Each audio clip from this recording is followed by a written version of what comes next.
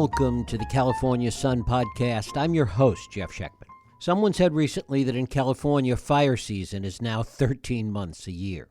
While the damage from our fires has resulted in unimaginable physical destruction, the toll that these fires have taken on those on the fire lines, those fighting the blazes amped up by climate change, has been even more devastating. Few have felt this more than the 30% of firefighting crews that come from the California penal system, and the hundreds of women that have been part of those crews. Being paid only $5 per day while being in the fire camps and $2 per hour while fighting the fires, the state's incarcerated firefighter program seems like a relic that needs our attention. My guest, journalist Jamie Lowe, has, since finding out about the death of 22-year-old incarcerated firefighter Shauna Jones in the 2016 Malibu fire, has brought our attention to this issue. First in her story in the New York Times Magazine, and now in her book, Breathing Fire. She is focused on the female inmate firefighters on the front lines of California's wildfires. It is my pleasure to welcome Jamie Lowe here to the California Sun Podcast. Jamie, thanks so much for joining us. Thanks so much for having me. I really appreciate it. Well, it's great to have you here. First of all, talk a little bit about the scope, the sheer size of the whole incarcerated firefighter program in California. Sure. So actually, this year is really different than previous years because of the effects of COVID-19 and the pandemic. The population of the program has really decreased because Gavin Newsom released a lot of prisoners early. Those prisoners would have qualified for the program, and they were released. Prior to the pandemic, they made up about 30%, sometimes 40% of the ground crews for wildland firefighters in California. And to what extent is that going to have an impact on whatever fires we see this year, the fact that so many of those firefighters are not there? One of the reasons that it was so interesting, what the effects of the pandemic, was that with the loss of that labor, Newsom was able to hire, or he found budgetary room to hire 900 to 1,000 seasonal firefighters at the beginning of last year's season. And for a long time, there's been some, lobbying to pay the incarcerated firefighters more. And the excuse has always been that there wasn't any money for it. There clearly is money. There was money last year. How it's going to affect actual firefighting this year, I think that every year it's a battle. There aren't enough firefighters, period. There aren't enough civilian firefighters. There aren't enough, forestry crews. They aren't paid enough. And so it's hard to recruit for hotshot crews, for helitack crews, for hand crews that are on the ground in forestry. We don't have enough people out there, and the blazes are just getting bigger, hotter, and faster. Talk a little bit about how the incarcerated firefighter program works. So it works as sort of an alternate to serving time in a state prison or a county jail, more often a state prison. You have to qualify, you have to take a mental health test. You have to have never tried to escape from prison. You have to have certain type of nonviolent crimes, CDCR says, the Corrections Department. That's not always the case, from what my understanding was from interviewing a lot of women who went through the program. But you have to essentially apply for the program. It's thought of as a privilege. You then have to go to CIW, which is a state prison, which has the forestry training program, and you go through about 3 weeks of training. You have 2 weeks that are in the field and 1 week that's in the hills where you're actually hiking and creating line, and 1 week in the classroom where you have to pass a test. And so there's a physical test and a written test. And once you pass those two tests, then you're sent to these camps. And there are 3 female camps, or there were 3 female camps when I started reporting. There's only 2 now. And there were 44 camps when I started reporting, and I believe that 7 of those, the male camps, were shut down. Talk a little bit about the women that choose to do this. Are they volunteering for this? Is it simply better than what their options are inside the prison system? Talk a little bit about some of the women you talked to and why they made the decision to join these camps. Sure. I mean, CDCR uses the word volunteer all the time to describe how you come to be an incarcerated firefighter. It seems like that's a stretch of the use of the word. I think that the majority of the time women are choosing that, and choosing is also a stretch of the word, but they're opting for that program because the conditions in state prison and county jails are so dehumanizing and so appalling that they're choosing a place without predatory behavior, without sexual assault, without assault in general, without, deplorable food. One woman worked in the kitchen in LA County Jail and described just like mice running around and mold all over the food, and that was sort of on a good day that they could cut away the mold. And a lot of women go to these camps and they're immersed in nature, and they have no fences and no barbed wire, and they're actually active and involved in a community and working with a crew. And I think that it's a way to do your time that makes your time go much faster than sitting in a cell. Talk about the women that have come out of this program, that have been released from the penal system and that have participated in this, and if their prospects are any different after they get out as a result of having done this. So it's a real spectrum. I think that on one end, if you really, really, really are driven to get a job as a firefighter and you can somehow overcome all of the hurdles in your way, it is a remote possibility. One of the women that I profiled, Whitney, she got out, she paroled, she waited for about a year. She decided she really wanted to be in fire. And she knew that the only way she could is through forestry. She couldn't get a job in CAL FIRE or a municipal crew. And so she retook all of the tests that she had taken while she was an incarcerated firefighter. She redid a lot of the training and ended up as a Tahoe hotshot, which is one of the hardest crews to be on. And she then was on an engine crew in Tahoe, and she's on her second year as a Helitech firefighter. And so that's, a possibility. It's really, really hard. She went into prison, prior, she was an ultra marathoner. So she obviously is very dedicated to physical activity, and that is a huge advantage. On the other end of it, I think, and what happens the majority of the time is that there's very little support and connective tissue between the training and what you go through as an incarcerated firefighter and reentry into society and connection to jobs. It's, almost impossible to actually end up with a job if you have any other sort of hurdles financially or family-wise when you get out of prison. And the truth is, it's hard enough to re-enter without trying to enter into the field of firefighting, which is incredibly difficult and taxing both mentally and physically as a job. In your reporting, you have focused on the women that are doing this, and that's who you write about in Breathing Fire.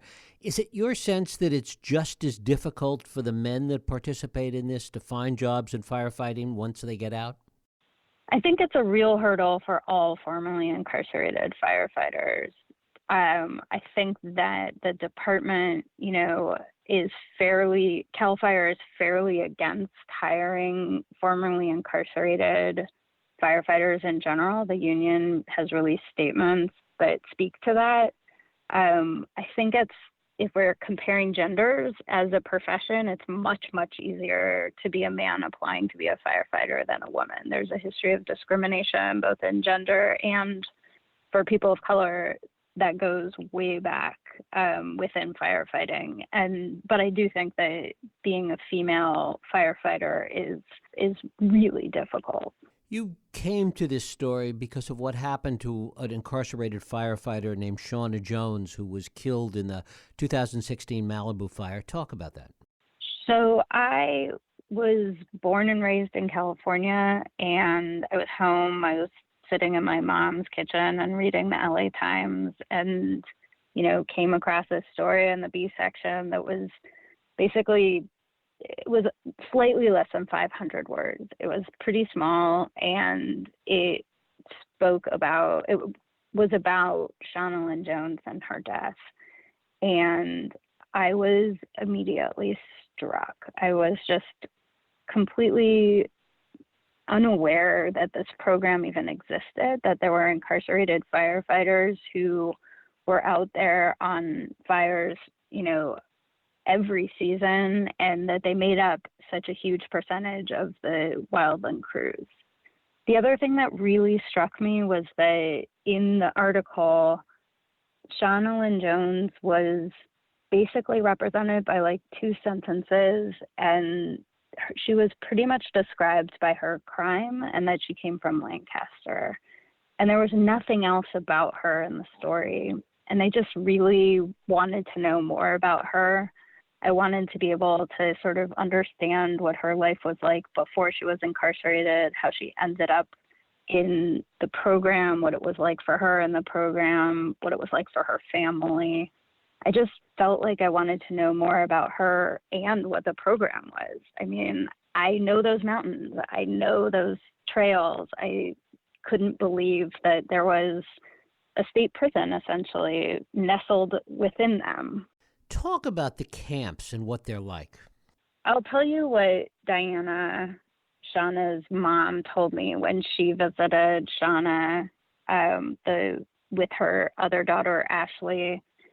She was really worried about Shauna when she was in county jail because she would get these calls from her pretty consistently that were just freaked out about, the correctional officers, the way that the people were treated and how things just unfolded and everything about county jail. And so Diana really wanted to visit Shauna. She went, and she couldn't believe what she saw, which was essentially this almost like a spiritual nature retreat. There were trees, they were really close to the ocean. You could kind of sense the ocean breezes coming into the mountains. And there are these kind of, they're barracks, but they're still like kind of like cabins. It's like almost like a sleepaway camp in some ways. And it's small, and there really is like this natural beauty that surrounds them. And, you can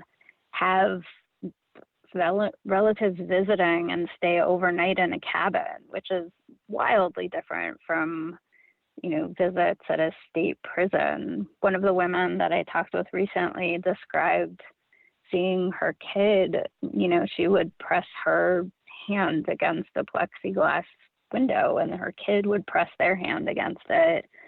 And that was the extent of their contact when she was in prison. And when she went to camp, she could hug her child. As a result of this, is there a demand among women in the prison system to participate in this program?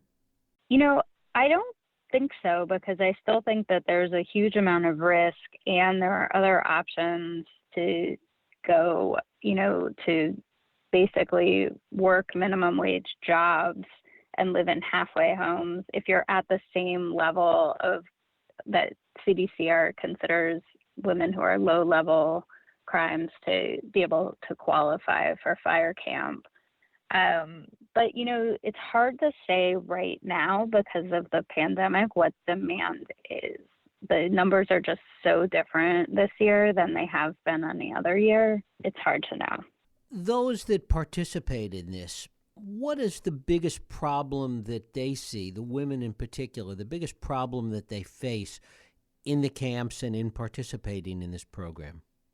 I think there are a couple problems. The first one is, I think everyone would want to be paid more. I think that they're doing work which is the equivalent to what civilian crews are doing, and they're paid really pennies on the dollar, and it's a little bit too reminiscent of what looks like a modern day version of chain gangs, and it does look like that. I think another problem is that they're asked to be firefighters, which, as I said before, is one of the most mentally and physically taxing jobs in the universe right now. And they're doing that while simultaneously being prisoners. They're treated like prisoners. They have correctional officers who monitor them when they cross over back to CDCR side, and they're, docked for behavior infractions. They're not treated as civilians, and yet they're asked to protect the state when it's at its probably most sort of the climate catastrophe that's happening right now. This is what they're tasked with, is to protect the state in peril. Is there any interaction between the men and the women's camps? No, that's strictly forbidden. And also you're not supposed to talk with civilian crews either. The women I think all incarcerated crews actually are supposed to just talk within themselves as a crew to their foreman, to their captains, but there's never supposed to be any interaction between crews that are out on fires. Is this possible to do without more contact with the civilian crews, particularly in complex fire situations? That's a really good question. And for the most part, the captains, because these camps are run in collaboration with CAL FIRE and with LA County Fire, depending on which camp you're at. They have, when they're out on the fires, there are foremen and captains who are out there with the crews, sort of dictating what exactly is supposed to happen and what the job is, and where, they're out there doing the containment line. They're out there getting, removing all the brush that might be, fiery. I think that's where the communication exists, that the captains and foremen will end up communicating amongst each other and then passing it down to various different members of crews. I'm not sure that's the most effective way, but I think that's basically what happens among municipal and federal and CAL FIRE crews anyway, when they're coordinating various different ways to attack fires. Is the training that these women get, the 3-week training period that you talked about before, is that adequate? I would say no. Several of the foremen and captain I spoke with also said that wasn't nearly enough, and it's not equivalent to what civilian crews get. Civilian crews get much more training, sometimes 6 months. It depends on which agency, but they'll get 3 months, 6 months, and then they'll have apprenticeships, and they'll have, the preseason before the quote unquote fire season, which, as you mentioned, is year round. But technically, when seasonal employees start in about May, they'll come early sometimes and train. But no, I don't think the 3 weeks is nearly enough. They never are working with live fire prior to when they go to camp and are expected to be on a fire as firefighters. Is the level of risk that they're exposed to, particularly the women incarcerated firefighters, is the level of risk they're exposed to the same as the civilian firefighters? Are they at greater risk, lesser risk? Anytime you're fighting a fire, you're at risk. This is an absolutely potentially fatal job, whether you're civilian, incarcerated. If you're out there fighting a fire, it is 100% always potentially fatal, and there's always the potential for injury. It is an incredibly dangerous job. You're also exposing yourself to a lot of health risks. I mean, there's the air that you're breathing, there's the fire, there's burn, there's, mental health issues, and a lot of that isn't necessarily cared for in the same way when you're incarcerated, because CDCR's healthcare system is incredibly lacking, and a lot of the women I spoke with never wanted to go to health or dental runs because they really didn't want to go back to state prison, and they didn't want to be treated by the doctors that were provided by the state prisons. Those that quote unquote volunteer for this, did they really have any idea what they're getting themselves into when they do it, particularly the women? I think that depends. I think some really did and embraced the challenge, and some absolutely did not and really just wanted a way to do their time that was easier. I think there's a true range, and a lot of the women that I interviewed really, you're pretty much forced to get in there and work hard, or you're sent back to CIW. Talk about that. Talk about ones that have been sent back and some of the women that you talked to that didn't make it out there, that couldn't handle it. There were behavioral issues sometimes. Sometimes they really wouldn't let go of people because they really needed to field crews, from what I understood from interviews. I think that there was no real option to just quit. So maybe I misspoke earlier. It wasn't like a woman could be like, I changed my mind. I really don't feel like I can do this. But I think if you don't perform well enough at the various different trainings, which when they're not on fires, they're training every morning, they're working the fire roads, they're clearing brush in communities, and they're out there doing hard labor.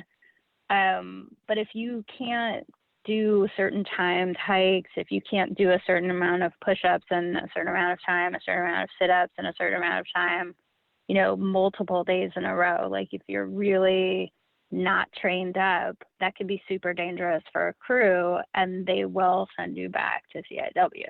It sounded always like that was a rare occurrence, that didn't actually happen that often, but that did happen.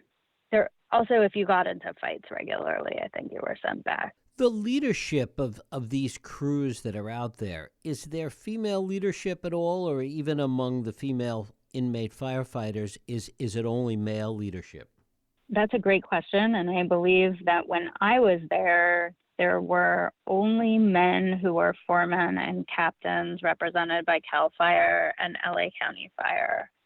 I think that within crews, the highest level, there were two positions that were very high levels within the group, and that was the swamper and the drag spoon. And the swamper communicates with the captain about what to relay to the crew, and the drag spoon kind of is at the end of the fire line, making sure everyone is kind of like doing all right, looking out for safety issues. And you sort of raise in rank as you're there longer, as you're learning the different positions. So you start out with like what looks like a gardening tool, like a Pulaski or a McLeod, and you're sort of scraping away. You then can be raised up as into like a bucker or a chainsaw, and eventually you could be a drag spoon or a swamper. But no, I don't think that there was ever any government leadership that ran the crews that were women.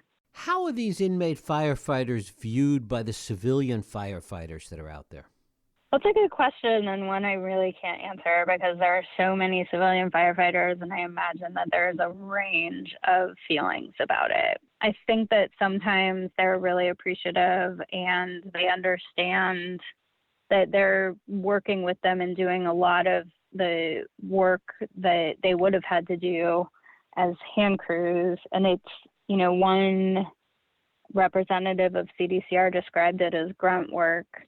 I think that civilian crews are appreciative, but they're also skeptical of the actual program and whether or not it's the same quality of firefighting. But I think it's probably a big range. And because they don't actually talk to each other, I think it's very difficult to understand, exactly what is thought of. Given the extensive needs now for firefighting and the fire season extended so much longer than it was, what is your sense of how this program will go forward in post-COVID and given the expanded needs today? I've put in several different calls to Governor Newsom to try and see if he has thoughts or plans. I think he's probably pretty preoccupied with the recall, but I think he's also incredibly political with CDCR, CAL FIRE, correctional officer unions. Like, I think this is a program that's existed in the state since 1946, and the state has relied on it for so long that the likelihood that it's going to disappear entirely is very small. I don't see them expanding it because I think it's also a really controversial program. One thing that they're doing is there's one camp was turned into the Ventura Training Center, which formerly incarcerated firefighter can go, and they train with CAL FIRE captains with the idea that they'll get jobs at the end of it. That so far is only for men, and it's only about 80 people, but it is this concept that they're trying to, at the very least, train and link people to jobs afterwards, which is an evolution from how the program was when I started reporting. Jamie Lowe, her book is Breathing Fire, Female Inmate Firefighters on the Front Lines of California's Wildfires. Jamie, I thank you so much for spending time with us here on the California Sun podcast. Thank you, Jeff. I really appreciate it. Thank you. And thank you for listening and joining us here on the California Sun podcast. I hope you'll join us next week. I'm Jeff Sheckman. If you like this podcast, please feel free to share and help others find it by rating and reviewing it on iTunes and subscribe wherever you get your podcasts.